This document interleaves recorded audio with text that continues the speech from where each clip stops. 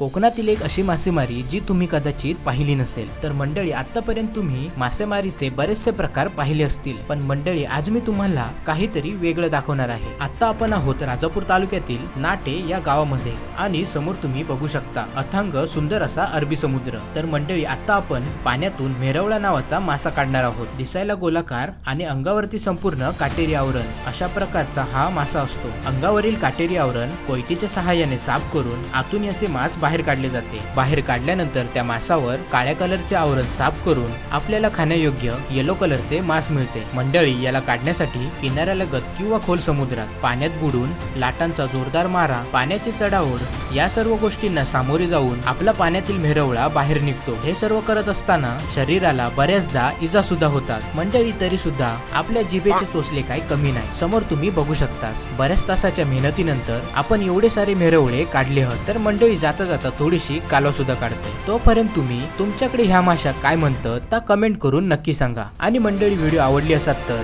Like आणि share करू विसरू नका। भेटूया पुढच्या व्हिडिओ, तोपर्यंत धन्यवाद।